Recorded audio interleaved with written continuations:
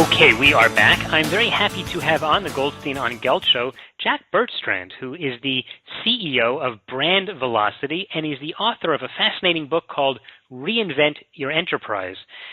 Jack, I don't think your book is about recreating the spaceship enterprise. Tell us a little bit what it's about. The book itself is a compilation of a lot of Drucker material and about 200 others. And largely it is the thought that in today's global economy and in the information age that the enterprise is the brand, not so much your product or service or trademark.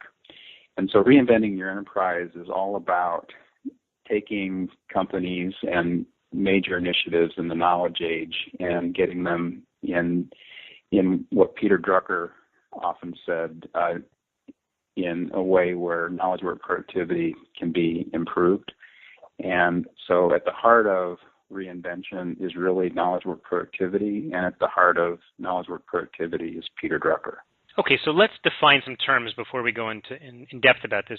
You were differentiating between the enterprise and the brand, although you are a real brand specialist. What do you mean? And maybe you could use the example. I think you've worked quite extensively with Coca-Cola. It's probably the most famous brand in the world. Yeah, I think using that as an example, I think in the old days the brand was somewhat distinct. It was owned by marketing, and it had a lot to do with your trademark and your image. And I think today that is no longer the case. And for a long period of time, brands probably got hijacked by marketing as the experts. But in today's world, particularly with the social media and the integration of supply chains, the interdependence between different companies in order to deliver a product or service, the enterprise itself is the brand, and your image and your identity is really a function of that. So the best way to improve your brand is not to necessarily improve your marketing. It's really to improve your company and to improve your people and your relationships, which is very much Drucker-based, as he was really the first to acknowledge that management was a social science. I think most of us didn't know what he was talking about, but it's becoming clearer and clearer every year. So you use the term enterprise. Is that because you don't want to specify a company? You're trying to be more broad than that? It's broad for... In most cases, it's a company, although it could be an organization of another sort, a firm or a government or education or some other form of an organization. But largely with the enterprise, it's driven off of the linkage between the company itself and its enterprise systems and its relationships and its strategy as a whole, as opposed to just the parts. And is this something that only applies to huge corporations or huge enterprises like Coca-Cola, or would it apply to a small financial planning firm in Jerusalem? It applies even more specifically than that, and I think it applies to human beings. And when we distilled a lot of Peter's work and the work of many others, we came down to a realization that what we term envision, design, build, and operate was at the heart of successful reinvention initiatives. It was also at the heart of successful organizations, and it's also at the heart of successful people. People who, if you frame envision, design, build, and operate just a little bit differently, and think about it in terms of a series of questions. Envision is all about where do we intend to go and why.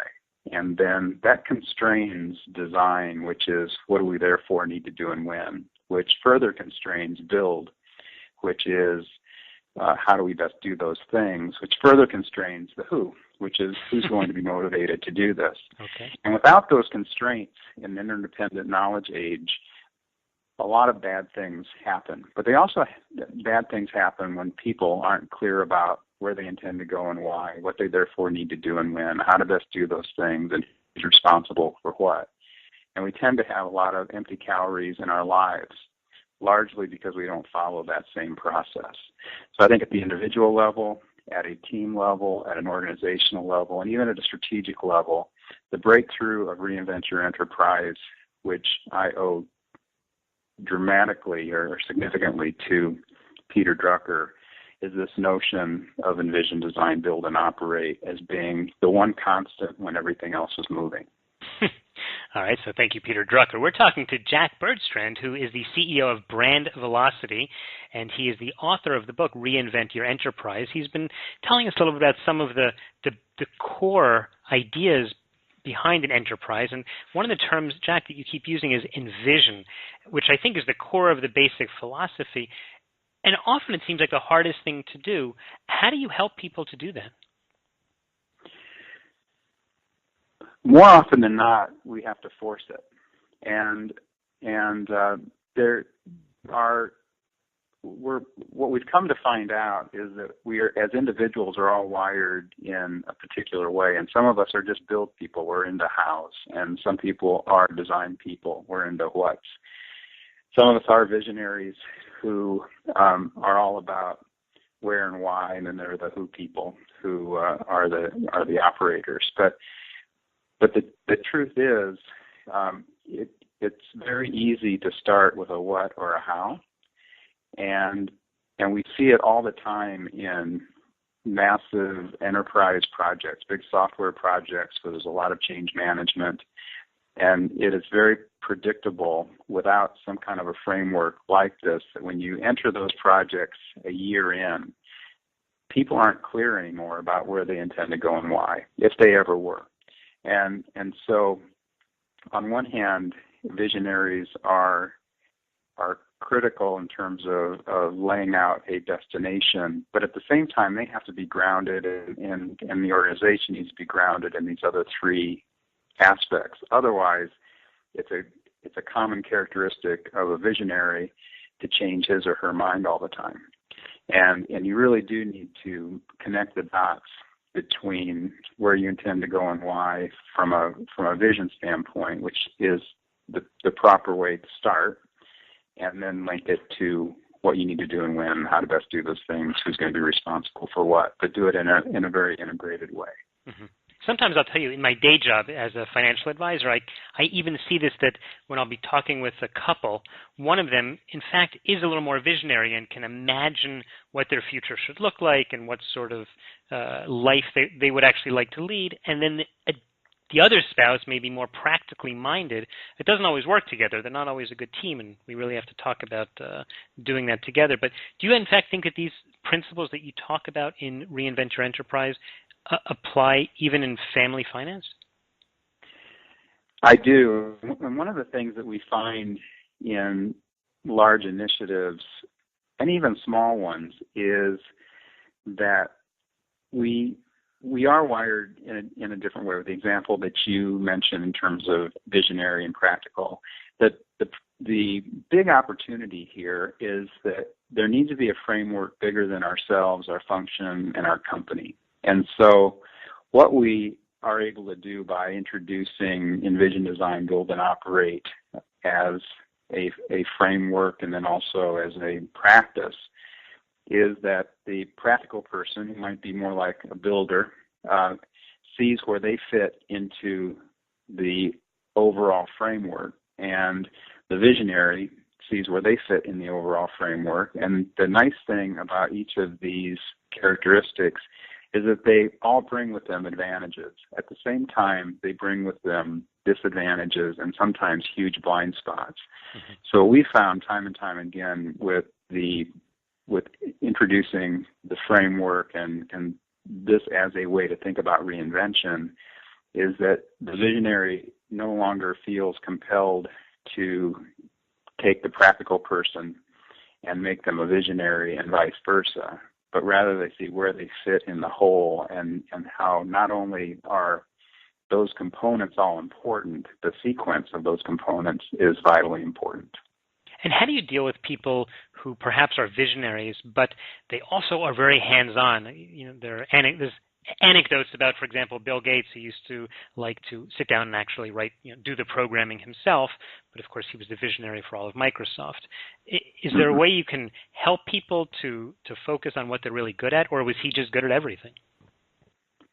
Well, some people are good at more things than others. There's no doubt about that. I think the important thing in terms of somebody like that is that they have a different set of problems. And so the nice thing about Envision, Design, Build, and Operate is that whatever you are, we have a survey called Strategic Profiling, which identifies individuals and groups to the framework for initiatives like this. And the more holistic you are, that is, the more you have a good dose of Envision, Design, Build, and Operate, you have the problem of you get energy from everything, and so you're much more likely to have a sequence problem. And as you're going to dive into one area and then dive back into another area and not connect the dots in terms of where and why moving to what, to the how and to the who. If people are very singly focused in an area, they don't have that problem typically. They have another problem, and that is a blind spot of these other areas. And so there are people who are very focused on Envision, Design, Build, or Operate. There are also others that are more cross-functional in nature. And when you look at their teams, they tend to be more holistic because there are people who are focused on different areas. And that's what you see in teams, is that teams have a very hard time getting the order right, where individuals oftentimes have a very hard time filling in the gaps. All right. Interesting. It's a very interesting study that you do. It must be quite something to see companies from the perspective that you do. But Jack, we're just about out of time. We've been talking to Jack Bergstrand, who's the CEO of Brand Velocity, and he wrote a book called Reinvent Your Enterprise. In the last few seconds, Jack, just tell us, how can people follow you and your work? Well, there are two ways. One is to order Reinvent Your Enterprise. Another way is I would recommend people take the free version of Strategic Profiling, because that's a good way to see how as an individual you relate to Envision, Design, Build, and Operate. And it's free. It's at www.strategicprofiling.com. It's also on the Brand Velocity site. And I think between one or both of those things, that's a good way to stay connected, or to at least begin the conversation. All right, that sounds great. And we will put links to those sites at the show notes of GoldsteinOnGelt.com. Jack, thanks again very, very much for your time. Doug, thank you very much. I really appreciate it. You've been listening to the Goldstein on Gelt Show with money maven Doug Goldstein. Doug's weekly radio show is heard around the world, but if you miss it, you can download the podcast at www.goldsteinongelt.com. The Goldstein on Gelt Show gives you up-to-date financial ideas so you can get on the path to financial freedom. If you'd like your questions answered on the air or off, send Doug an email to doug@profile-financial.com. It's your money for your future, so join Doug every week to build your wealth on the Goldstein on Gelt Show.